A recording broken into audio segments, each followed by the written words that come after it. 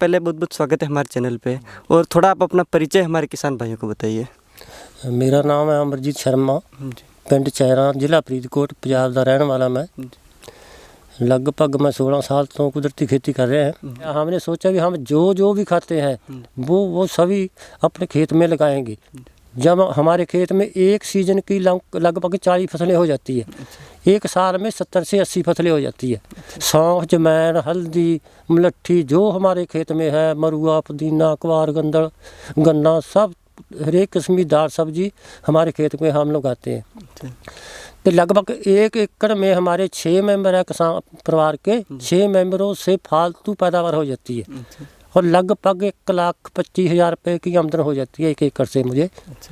तो हम किसानों को भी यही बताते हैं कि 1 एकड़ का हमारे पास फार्मूला है। हमारे खेत में देखो, हम तुमको बताएंगे 80 तो 100 किस्म की तुमको अनाज दालें खाने को मिलेगी और किसी की कोई कमी नहीं आएगी।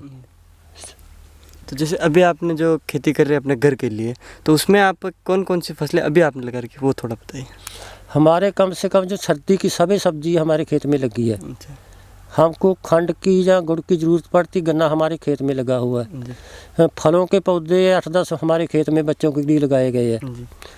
और जैसे हमें तेल के लिए सरसों और गेहूँ, चना, और जैसे अपने तेल बीज है, अलसी है, हाड़ों है, प्याज 2-3 किस्म के, गर्मी वाले, सर्दी वाले, गोभी है, लहसुन है, पालक, मेथे, और बीज भी हम अपने खेत में बनाता है।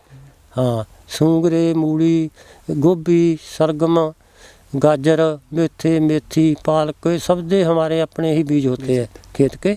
और अब जो बच जाते हैं हम बेच देते हैं। ऐसे सीजन में हमने 20,000 के बीज और किसानों को बेचे, ऐसे एक एकड़ से। आप खाने के बाद उसी 1 एकड़ से 20,000 के बीज हमने बेचे हैं और 20,000 के अगले अप्रैल में बेचेंगे, जो अपने कद्दू, तोरी, भिंडी ऐसे होते हैं। जी देखना पड़ेगा कि हम क्या क्या खाते हैं हमारे परिवार में जी। और जो बाज़ार से लेकर आते हैं, हमारे पास खेत है, हमने जो भी खाते हैं बाज़ार से कभी लेके नहीं आना है जी। वो देखना कितनी मात्रा में क्या खाते हैं। जैसे सौंफ है 2 किलो खाएंगे, हमने उसके 20 पौधे लगा लो। जमैन 1 किलो खाएंगे, उसके 50 पौधे लगा लो। ऐसे जैसे सूंगरे है, उसके 2 पौधे एक परिवार के लिए ज़्यादा है। जैसे प्याज है 2 मरले लगा लो, लहसुन है 1 मरला लगा लो, गाजर है 1/4 मरला लगा लो, सलगम है 1/4 मरला लगा लो। खेत को ऐसे बांटो और 4 कनाल में गेहूँ लगा दो, जो पक्के तौर पर 6 क्वांटल हो जाएगी। 6 क्वांटल 6 मेंबरों के लिए 1 साल के लिए बहुत अच्छी होती है। और उसमें पहले तुम पूरी उसमें अपनी गोबर खाद डालो खेत में, क्योंकि तुम्हारी मिट्टी बहुत मतलब कमज़ोर है। उन्हें पहले सानू उसे हालत च लेके आना पड़ेगा, क्योंकि बीमार बंदे को पहले तंदुरुस्त करो, फिर उससे काम लो। हाँ, पहले हमने जो ऐसे करते हैं भी ऐसे मतलब खाद कूद का प्रबंध नहीं करते, फसल लगा देते। फसल भी ऐसी लगाते हैं एक दला बीज जो खेत को कमज़ोर करे, उसमें घाटा पड़ता है और किसान पछताता है कि हमने ये खेती का जो काम किया गलत किया है, वो इस खेती को छोड़ देता है। हमने पहले मिट्टी की सेहत बनाओ, उसके बाद फसलें ऐसे लगाओ। जैसे हमने 80 फसलें लगा ली खेत में ना, उसमें एक तो नाइट्रोजन फिक्स करने वाली फसलें भी है और उसको एक कीट प्रबंधन भी उससे हो जाता है और हमारे परिवार की ज़रूरत भी पूरी हो जाती है।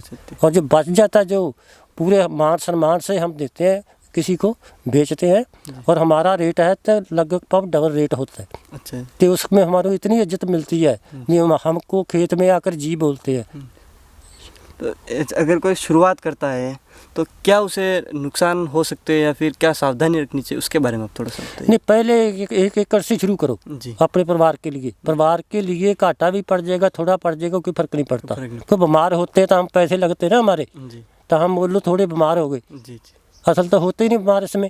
पर ये थोड़ी कमी आ गई, कोई फर्क नहीं पड़ता। हमारे पास शुद्ध खुराक है ना, कितनी बड़ी बात है कि बड़े बड़े लोगों को शुद्ध खुराक नहीं मिल सकती।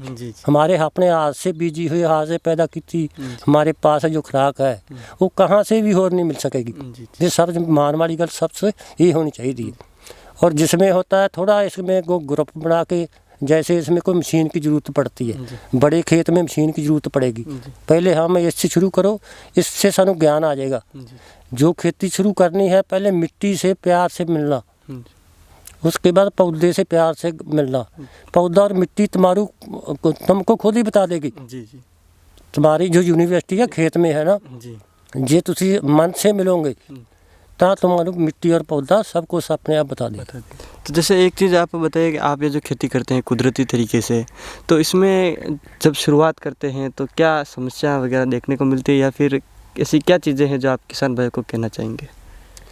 हम जब कुदरती खेती के बारे में सीखना हो जी तब कहाँ से भी सीख लो, पर एक हमारा तजर्बा है जो खेती करनी है वो जो स्टेज के तुसी लोग हो ना, किसी स्टेट के, जी उसी स्टेट के फार्मूले पर ही काम करना पड़ेगा तुमको। जी पहले हमारा बहुत नुकसान हो गया को हमारे को कुदरती खेती के लिए बताने के लिए महाराष्ट्र के लोग ज़्यादा आते थे, जी तो हमने उसी तरीके से खेती शुरू कर दी। हमारा इतना नुकसान हो गया कि हमारे खेत में मतलब मान लो 10% भी पैदावार नहीं हुई। उसके बाद हमने सोचा भी उसका खेती का निजम, और उसकी खेती तो मींह पर है, हमारे पास पानी फालतू है, तो हमारे पंजाब का जो बखरा ही सिस्टम चलता है। अच्छा तो हमारे पंजाब में हमने लगभग एक दले की फसलें ही ली हैं ज़्यादा।